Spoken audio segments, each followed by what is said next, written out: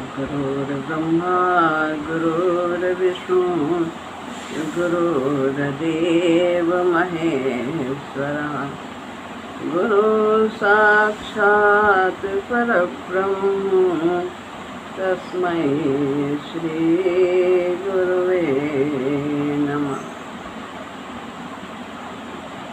श्री राम।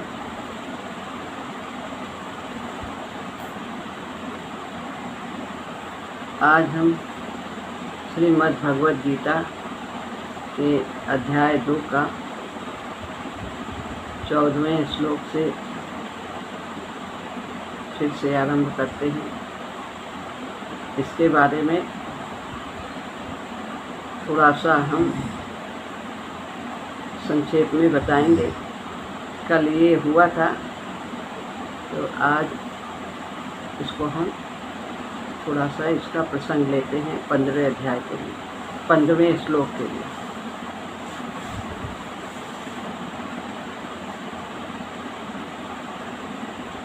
मात्रा स्पर्शासु कौन्तेय शीतोष्ण सुख दुःखदाः आगमापायिनो नित्यः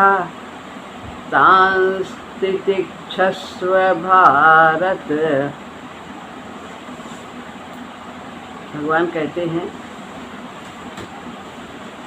हे कुंती नंदन, इंद्रियों के विषय तो शीत और उष्ण के द्वारा सुख और दुख देने वाले हैं तथा आने और जाने वाले अनित्य हैं। हे भरतवंशोद्भव अर्जुन, उनको तुम सहन करो। तो यहाँ पर थोड़ा सा हम ये भी देखते हैं कि 14वें श्लोक में जो उत्तरार्ध की नीचे की लाइन है उसमें संधि है और नित्या या पर 8 होता है। तो यहाँ पर या के बाद सा है तो सा का विसर्ग बन जाएगा तो नित्य पढ़ा जाएगा और आगे तांस से पढ़ा जाएगा। तांस तितिक्षस्व भारत। मात्रा स्पर्शास्तु कौन्तेय, कि मात्रा जिनसे हम नापते हैं, जिनसे हम ज्ञान प्राप्त करते हैं, यानी इंद्रियों और अंतःकरण से सारी प्रकृति को नापा जाता है, ज्ञान प्राप्त किया जाता है, अनुभव किया जाता है प्राकृतिक पदार्थों का यानी विषयों का। तो जिनसे हम ज्ञान प्राप्त करते हैं उनको मात्रा कहते हैं और जिनका हम ज्ञान प्राप्त करते हैं उन्हें स्पर्श कहते हैं।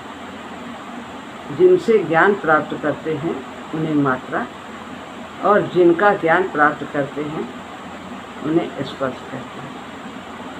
तो ये सारे पदार्थ इन्हीं के द्वारा मापे जाते हैं, यानी अनुकूलता है, प्रतिकूलता है, क्या है, कैसा है, रूप कैसा है, गंध कैसे है, स्वाद कैसा है, शब्द कैसा है, स्पर्श कैसा है।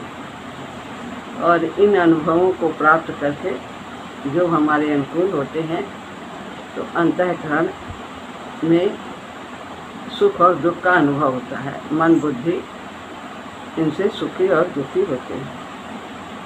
विशेष रूप से मन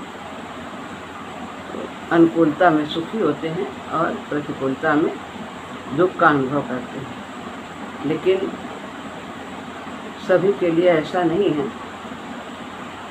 जिन्होंने प्रकृति के साथ संबंध अपना जोड़ लिया है, जीव ने, जिस जीव ने, तो वह इनके प्रभाव से प्रभावित होती है। और जिन्होंने शरीर और शरीर को अलग समझा है, शरीर से संबंध नहीं जोड़ा है स्वयं ने, आत्मा ने, तो वह इनके प्रभाव से प्रभावित नहीं होते हैं। वस्तु स्थिति का, परिस्थिति का ज्ञान तो होता है, लेकिन उनसे सुखी दुखी नहीं होते, जड़ बुद्धि नहीं होती है।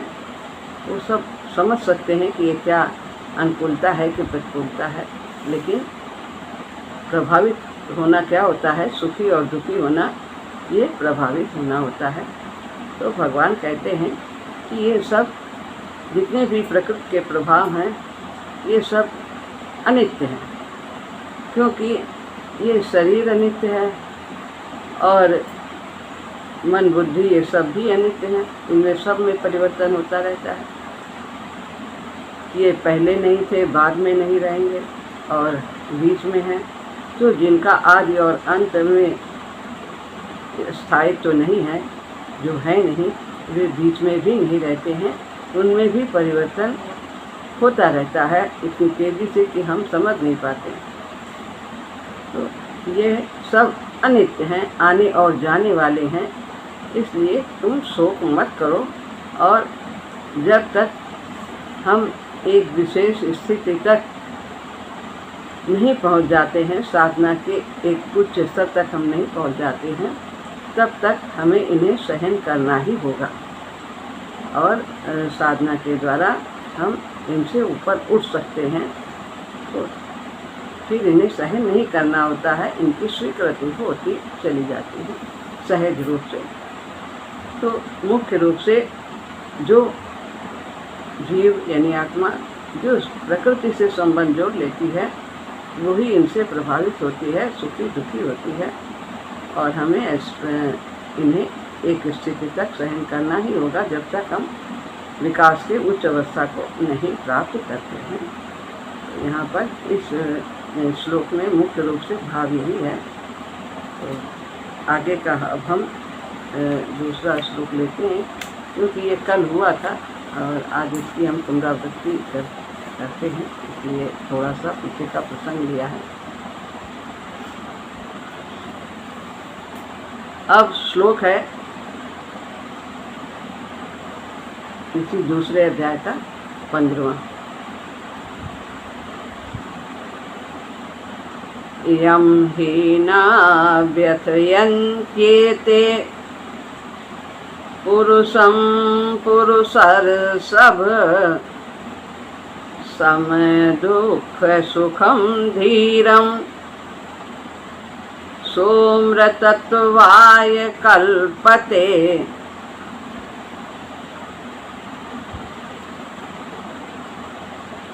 ही माने कारण की, पुरुषर्षभ हे पुरुषों में श्रेष्ठ अर्जुन, सम दुख सुखम सुख दुख में सम रहने वाले, यम माने जिस, धीरम बुद्धिमान धैर्यवान, पुरुषम मनुष्य को, एते ये मात्रा स्पर्श यानी प्रकृति के प्रभाव, संयोग जो हम प्रकृति से जोड़ लेते हैं, संबंध जोड़ लेते हैं, न व्यथयन्ति विचलित नहीं करते, सा वह अमृतत्वाय अमर होने में कल्पते समर्थ हो जाता है। कारण कि हे पुरुषों में श्रेष्ठ अर्जुन, सुख दुख में सम रहने वाले जिस बुद्धिमान मनुष्य को ये मात्रा स्पर्श यानी पदार्थ विचलित नहीं करते, सुखी दुखी नहीं करते, वह अमर होने में समर्थ हो जाता है, अर्थात वह अमर हो जाता है। ये पहले श्लोक में मात्रा स्पर्श की तितिक्षा की बात कही भगवान ने कि इन मात्रा स्पर्श यानी प्रकृति के प्रभाव में इनको सहन करो। अब ऐसी तितिक्षा से यानी इस प्रकार के सहने से क्या होगा उसका वर्णन करते हैं। जब हम सहन करेंगे इन प्रभावों को और सुखी दुखी नहीं होंगे तो उससे होगा क्या, यानी अमर होने के योग्य हो जाएंगे। शरीर तो नाशवान है, लेकिन आत्मा जब इससे संबंध जोड़ लेती है तो वो बंधन में बन जाती है।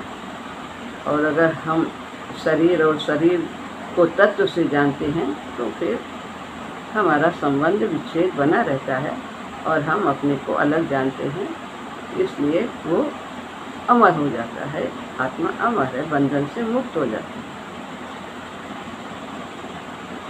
पुरुष और सब यानी पुरुषों में श्रेष्ठ। क्यों पुरुषों में श्रेष्ठ कहा है अर्जुन को भगवान ने? मनुष्य प्रायः परिस्थितियों को बदलने का ही विचार करता रहता है। जहाँ प्रतिकूलता आई तो सोचता है ये बदल जाए, लेकिन फिर वो समर्थ नहीं हो पाता। परिस्थिति कभी बदली नहीं जा सकती। युद्ध रूपी परिस्थिति में भी अर्जुन ने उसको बदलने का विचार नहीं किया कि युद्ध ना करें, कैसे होगा, मरे ना कोई, बल्कि उन्होंने यहाँ पर मेरा कल्याण कैसे हो, दूसरे अध्याय के 7वें श्लोक में भगवान से ये कहा। ये नहीं कहा कि हमारी विजय कैसे हो ये बताइए और युद्ध समाप्त हो जाए ऐसा बताइए। उन्होंने कहा कि हमारा कल्याण कैसे। या श्रेया शानिश्चितम रोहितन में शिष्यस्ते हम साध इमाम तो हम प्रपन्न। मैं आपकी शरण, आप मुझे आज्ञा कीजिए कि मेरा कल्याण कैसे हो। तो इसलिए इन्हें पुरुष श्रेष्ठ कहा। ये कल्याण की बात। इस समय भी जहाँ मरने और मारने की बात है वहाँ पर भी कल्याण की बात अर्जुन कहते हैं, इसलिए भगवान इन्हें पुरुष श्रेष्ठ की संज्ञा देते। सम दुख सुखम धीरम। सम बराबर सुख और दुख में यानी अनुकूलता और प्रतिकूलता में धैर्य हो, ज्ञान हो तो बुद्धिमान।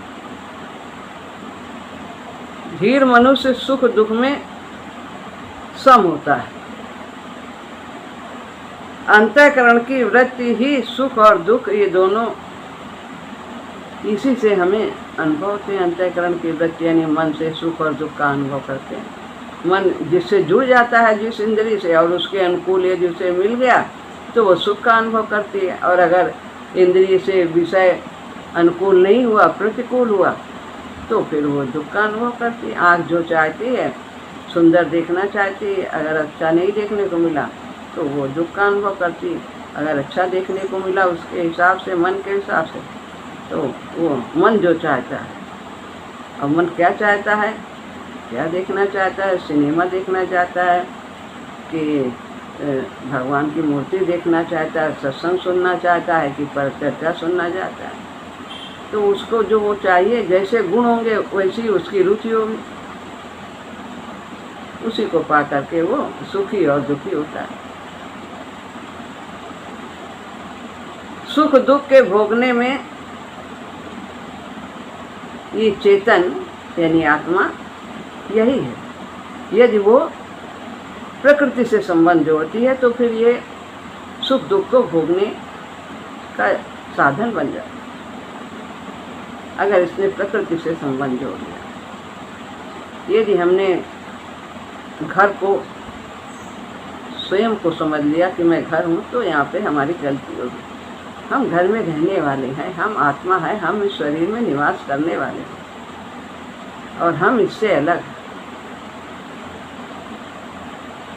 तो सुख दुख के भोगने में ये चेतन ही है कारण, और वही कारण बनता है क्योंकि प्रकृति में वो स्थित हो जाता है, प्रकृति से संबंध जोड़ लेता है, शरीर से संबंध जोड़ लेता है। मैं शरीर हूँ, मैं शरीर हूँ, मेरा नाम ये है, मेरा जाति है, मेरा ये रूप है, ऐसा जोड़ लेता है। और जो तत्व है वास्तविक वो उसकी विस्मृति हो जाती है। पर जब वो अपने स्वरूप में स्थित हो जाता है तब वो सुख दुख को भोगने वाला नहीं बनता है। वो देखता है गुण गुण में बरत रहे, इंद्रियां इंद्रियों में बरत रहे हैं, ऐसा वो देखता है। और अपने को अलग रखें। अतः अपने आप में स्थित होने से वो सुख दुख में स्वाभाविक ही सम हो जाता है। तो आत्मन्य व आत्मना तुष्टा, वो अपनी आत्मा में ही आत्मा से संतुष्ट रहता है, अपनी ही आत्मा को सुख में दे। तो ये स्थिति प्रभु की कृपा से प्राप्त होती है, साधन करने से ही प्रभु की कृपा प्राप्त होती है। यम ही न व्यथयन्ति एते पुरुषम, यम ही न, जो धीर मनुष्य इनसे व्यथित नहीं होते हैं। धीर मनुष्य को ये मात्रा स्पर्श यानी प्रकृति के पदार्थ व्यथित नहीं करते हैं, उनमें हलचल नहीं पैदा करते हैं। प्रकृति के ये जो प्रभाव होते हैं, जब हमारा उनसे संयोग होता है, तो जब हम शरीर में स्थित होते हैं, संसार में स्थित होते हैं, प्रकृति में स्थित हो जाते हैं, तो फिर ये हमें प्रभावित करते हैं। जैसा कि अभी बताया है, अनुकूलता के आने पर सुख का अनुभव और प्रतिकूलता के आने पर दुख का अनुभव होता है।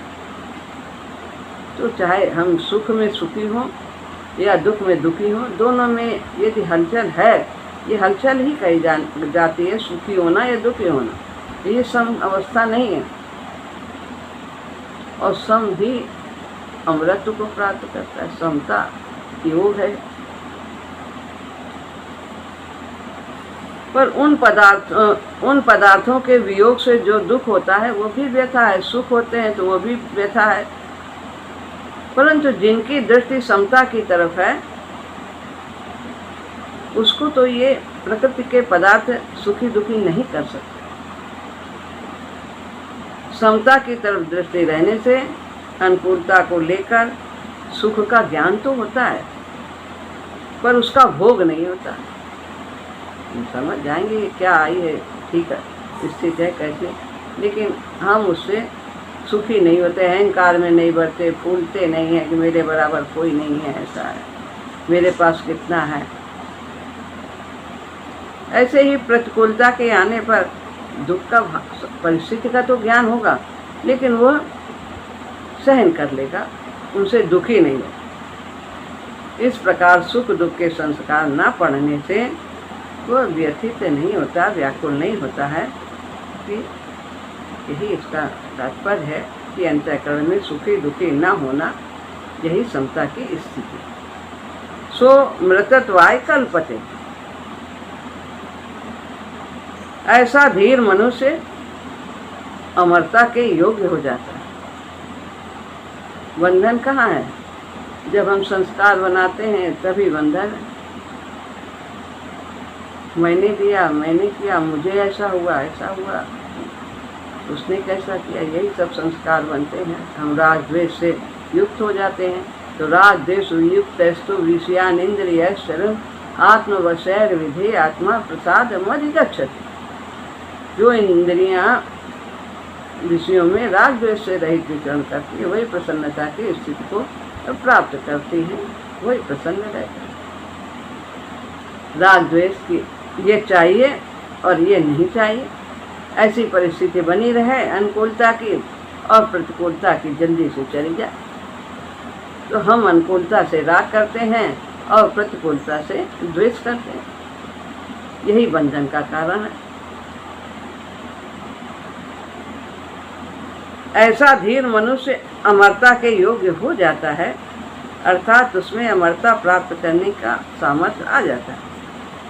सामर्थ्य योग्यता आने पर वो अमर ही हो जाता है, इसमें कोई विलंब की बात नहीं, क्योंकि वो तो पहले से ही जीव अमर है।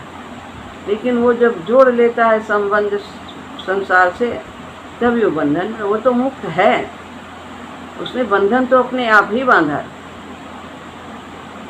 केवल पदार्थों के संयोग वियोग से जो अपने में विकार मानता है, यही भूल है।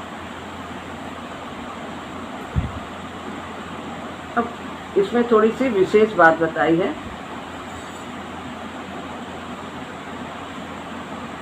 मनुष्य योनि किस लिए मिली है?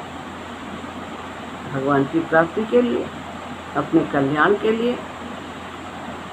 ये सुख दुख भोगने के लिए नहीं मिले। वरन सुख दुख से ऊंचा उठकर महान आनंद परम शांति की प्राप्ति के लिए मिले। श्रद्धावान लभते ज्ञानम तत्परासेन्द्रिय ज्ञानम लब्ध्वा पराम शांति अचिरेणाधिगच्छति।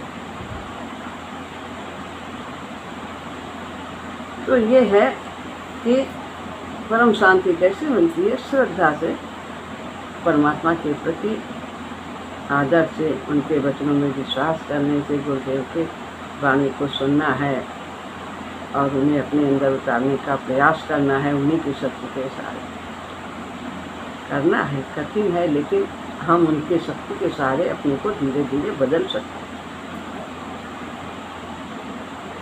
तो यह आनंद परम शांति पाने के लिए मिली है। तो जिसको पाने के बाद कुछ पाना शेष रह ही नहीं जाता, उससे बड़ी कोई चीज़ है ही नहीं। ये सब आनंद सुख ये हम संसार में ढूंढते हैं, जो अस्थिर है, जो स्वयं अस्थिर है, वहाँ कैसे स्थिरता मिल सकती, शांति मिल सकती? तो परमात्मा शांत स्वरूप है, सत्य हैं, नित्य हैं। उनसे युक्त होने पर ही हमें ये प्राप्त हो सकता है। अगर अनुकूल वस्तु व्यक्ति परिस्थिति आदि के होने में अथवा उनकी संभावना में हम सुखी होंगे, अर्थात हमारे भीतर अनुकूल वस्तु व्यक्ति आदि को प्राप्त करने की कामना होगी, लोलुपता रहेगी, तो फिर हम अनुकूलता का सदुपयोग नहीं कर सकते। हमें प्रत्येक प्राप्त वस्तु का सदुपयोग करना और हम सुखी होकर उसको समाप्त कर देते हैं, जो उससे हम सदुपयोग करके प्राप्त कर सकते हैं। अनुकूलता का सदुपयोग करने का सामर्थ्य शक्ति हमें प्राप्त नहीं हो सकती है। इसमें बहुत सामर्थ्य है कि प्रभु की बड़ी कृपा है, प्रभु ने ऐसा दिया है और इसका हम सदुपयोग करें। इसको हम जो ज़रूरतमंद हैं उनको बाँटें। यदि हम प्रसन्न हैं तो सबको प्रसन्नता बाँटें, यदि हम दुखी हैं तो दुख को न बाँटें। अनुकूलता का सदुपयोग करने का सामर्थ्य शक्ति फिर हमें नहीं प्राप्त हो सकती है यदि हम उसमें अहंकार से फूलेंगे, सुखी होंगे, बहुत अच्छे, कितने अच्छे दिन, हमारे बराबर कोई नहीं है ना। क्योंकि अनुकूलता का सदुपयोग करने की शक्ति अनुकूलता के भोग में खर्च हो जाएगी। हमारे पास पैसा है, रुपया है, हम उसको कहाँ लगाते हैं, ये हमारे ऊपर है। उससे हम क्या खरीदते हैं? भगवान ने बुद्धि दिया है, उसे हम किस प्रकार खर्च करते हैं। यहाँ का भी बने, वहाँ का भी बने। ऐसा न हो कि ना यहाँ का प्राप्त हो सके, ना परलोक का ही प्राप्त हो सके। इसी रीत से प्रतिकूल वस्तु व्यक्ति परिस्थिति घटना क्रिया आदि के आने पर अथवा उसकी आशंका से हम दुखी होते हैं तो प्रतिकूलता का सदुपयोग नहीं होगा, किंतु भोग होगा, दुख भोगेंगे। वो जो परिस्थिति आएगी उसका भोग कर लेंगे, सुखी होकर भोग कर लेंगे, दुखी होकर भोग कर लेंगे, खत्म कर दिया। तो वो दोनों से ही हम अपना विकास कर सकते हैं। अगर अनुकूलता आई है तो प्रभु की कृपा है, उसको हमें ज़रूरतमंद में बांटना है, तो सेवा के लिए हम उसे लगा सकते हैं। और दुख आया तो कोई हमारा इसमें संस्कार क्षीण हो रहा है।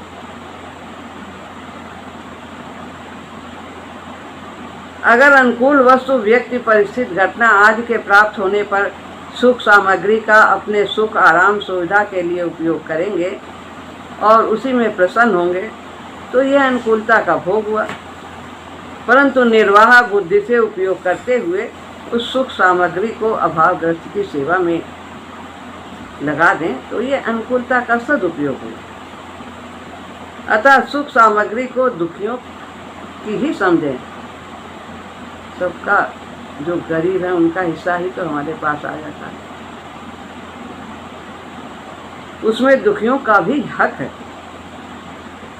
तो मान लो उदाहरण देते हैं कि हम लखपति हैं तो हमें लखपति होने का सुख होता है, अभिमान होता है, परंतु यह सब तब होगा जब हमारे सामने कोई लखपति ना हो, हमारे बराबर भी दूसरा है, तो फिर हमें फिर उतना सुख नहीं होगा। यदि हमारे सामने कोई करोड़पति है तब भी हमें सुख नहीं होगा। अरे वो तो ज़्यादा, हम तो उससे कम है, फिर हम कैसे सुखी हो सकते।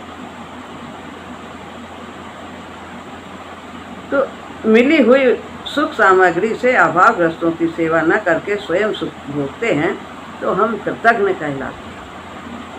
हमें जरूर दूसरों की मदद में इसे लगाना चाहिए, क्योंकि प्रभु ने दिया है और हमारे पास ज़रूरत से ज़्यादा है, और हम अपनी ज़रूरत को भी सीमित ही रखें। नहीं तो यदि हमारी कामना बहुत अधिक है तो हम कभी भी अपने को खुद भी नहीं सुखी कर पाएंगे और न दूसरों को ही तृप्त कर पाएंगे। अतः उस सुख सामग्री को दुखियों की सेवा में लगा देना हमारा कर्तव्य है। अब विचार करना है कि प्रतिकूलता का सदुपयोग कैसे करें।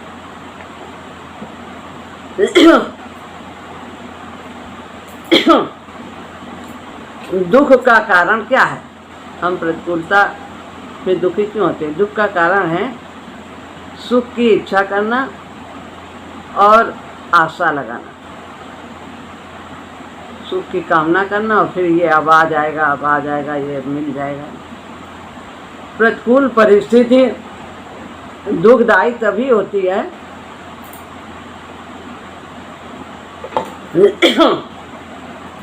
जब भीतर सुख की इच्छा हो। अगर हम सावधानी के साथ अनुकूलता की इच्छा का और सुख की आशा का त्याग कर दें तो फिर हमें जो भी मिले सहज प्राप्त, यदि अच्छा लाभ संतुष्ट हो, द्वंद्वातीतो विमर्शरा समाज सिद्ध सिद्धो चापिना निबद्ध। समाज सिद्धा वो सिद्ध हो, जो सिद्धि और असिद्धि में सम रहता है। यदि रक्षा लाभ संतुष्ट हो, जो प्राप्त भोगों, सहज प्राप्त भोगों में जो संतुष्ट है, वो करते हुए भी बंधन में नहीं बनता। तो फिर हम दुखी सुखी नहीं होंगे। जैसे कि एक रोगी को कड़वी से कड़वी दवा लेनी पड़े तो उसे दुख नहीं होता, क्योंकि वो जानता है कि हम इस दवा को खा के निरोग हो जाएंगे, हमारा जो इतना बड़ा कष्ट है शरीर का वो दूर हो जाएगा, और उस जो दवा है उसको वो स्वीकार करता है, पी लेता है। इस बात को लेकर प्रसन्नता होती है कि इस दवाई से मेरा रोग नष्ट हो जाएगा। ऐसे ही यदि पैर में कांटा लग जाए तो जो कांटा निकालता है सुई अंदर डाल के गहराई में भी ले जाता है, तो फिर वो कितना भी अंदर तकलीफ महसूस करे, घबराए, सहन करता है, और उससे कांटे निकालने वाले से कभी नहीं कहता कि अब तुम छोड़ दो, अब ना निकालो। वो निकलवा ही लेता है, उससे तकलीफ होने पर भी वो उसको निकलवा लेता है, ताकि वो आगे के लिए उसका कष्ट दूर हो जाए। इस बात को लेकर वो इस प्रसन्नता को सह लेता है खुशी खुशी। तो यह जो सुख की इच्छा का त्याग है, सुख की इच्छा का त्याग करके दुख को, पीड़ा को प्रसन्नता पूर्वक सहता है। यही प्रतिकूलता का सदुपयोग है। नया संस्कार नहीं बनाना है, ये कितना खराब है, कब इससे छूटे, पिंड कैसा है, इसको क्या हो जाए, ऐसा जो है भाव अच्छा खराब नहीं रखना, अच्छे भाव, प्रभु इसका कल्याण करो, इसे सद्बुद्धि दो। यदि हम सुख दुख का उपभोग करते रहेंगे तो भविष्य में हम भोग योनियों में अर्थात स्वर्ग नरक ये सब भोग योनियाँ हैं, इसी में आते और जाते रहेंगे। यदि हमारे अंदर सुख और दुख भोगने की ये सब कामना है, त्याग नहीं करते, क्योंकि ये स्वर्ग नरक ही यहीं पर हमें अनुकूलता प्रतिकूलता का भान का यही भोग मिलते हैं। कारण कि सुख दुख भोगने का स्थान ये स्वर्ग नरक आदि है। यदि हम सुख दुख का भोग करते हैं, सुख दुख में सम नहीं रहते, तो सुख दुख से ऊंचे नहीं उठेंगे, तो हम मुक्ति के पात्र कैसे बने। तो हमें इस पर विचार करना है कि भगवान ने कहा तान तितिक्षस्व भारत, इन प्रकृति के प्रभावों को हमें सहन करना चाहिए। जब तक इनके सहने की योग्यता नहीं आती है हमारे अंदर, जब तक हम विकास की एक स्थिति में नहीं प्राप्त होते हैं, तो अपने को सचेत करना होगा कि हम इनसे विचलित न हो। इस प्रकार इनका संयोग होने से इनसे वियोग होना, जितना भी कुछ होता है ये स्थायी नहीं है सुख दुख। सांसारिक पदार्थ आदि अनुकूलता प्रतिकूलता के द्वारा सुख दुख देने वाले जो सांसारिक पदार्थों से ही तो हमें सुख दुख मिलता है। जब पदार्थ ही स्थायी नहीं है तो सुख दुख कैसे स्थायी हो सकता है? कोई भी चीज़ संसार की स्थायी नहीं है, तो हम इन्हें स्थायी ना मानेंगे। आए हैं और जाने वाले भी हैं, तो इनका ये नित्य नहीं है, अनित्य है। इनके प्राप्त होने पर उसी क्षण इनका नष्ट होना शुरू हो जाता है। इनका संयोग होते ही इनसे वियोग होना शुरू हो जाता है। ये पहले नहीं थे, पीछे नहीं रहेंगे और वर्तमान में भी प्रतिक्षण अभाव में जा रहे हैं। इनको भोग कर हम केवल अपना स्वभाव बिगाड़ रहे हैं, सुख दुख के भोगी बनते जा रहे हैं। सुख दुख के भोगी बनकर हम भोग योनि के पात्र बनते जा रहे हैं। फिर हमें मुक्ति कैसे मिले? तो जो सम रहता है इनमें वही सोमृतत्वाय कल्पते, वही मुक्ति का अधिकारी हो जाता है। तो हमें समता की स्थिति का लाभ करना है और इसी से हमारा कल्याण होगा, इसी से हम मुक्ति के पात्र बनेंगे, इसी से हम अमर होंगे, इसी से भगवान की कृपा प्राप्त होगी। इस प्रकार यदि हम सुख दुख का उपयोग न करके उनका सदुपयोग करेंगे, अनुकूलता का और प्रतिकूलता का, तो हम सुख दुख से ऊंचे उठ जाएंगे और महान आनंद का अनुभव कर लेंगे। तो यहाँ पर ये बताया है भगवान ने कि सुखदायी दुखदायी परिस्थिति से दुखी सुखी होना ही व्यथित होना है। सुखी दुखी होना सुख दुख का भोग है। भोगी व्यक्ति कभी सुखी नहीं रह सकता। साधक को सुख दुख का भोग नहीं करना चाहिए, वरन सुख दुख का सदुपयोग करना चाहिए। अनुकूलता को दूसरे में बांटना है और प्रतिकूलता को सहन करना है। काहू नहीं को सुख दुख कर जाता, निज कृत कर्म भोग सब भ्राता। ये हमारे पाठ पढ़ने की परिस्थितियाँ आई हैं, हमारे पाठ्यक्रम है और पढ़ाने वाला हमारा ये भी हितैषी ही है। साधो निंदक मीत हमारा, और निंदक को नीरे ही राखो, हो न देव नियारा। बिन साबुन पानी बिना निर्मल करे सुभाया। बस थोड़ी छोटी सी बातों से वो हमें हमारे संस्कार को क्षीण करता है। तो सुखी रहो निंदक जगमाही, रोग न हो तन सारा, और हमारी निंदा करने वाले उतरो भव निधि पारा। ऐसा ही कुछ भजन है। तो ये सब इसके कुछ मुख्य भाव हैं। ये ऐसा हमारा दृष्टिकोण होना चाहिए। हम सबके कल्याण की कामना करें और अपने को वास्तविक स्वरूप को समझने का प्रयास करें। हम आत्मा हैं, भगवान के अंश हैं, नित्य हैं। परमात्मा नित्य है, हम भी नित्य हैं और ये संसार भगवान का ही अंश है, लेकिन ये इसके स्वभाव में और आत्मा के स्वभाव में अंतर है। तो ये अनित्य है, इसे हमें समझना चाहिए। ये सब हम यहाँ पर अपने कल्याण के लिए ही आए हैं।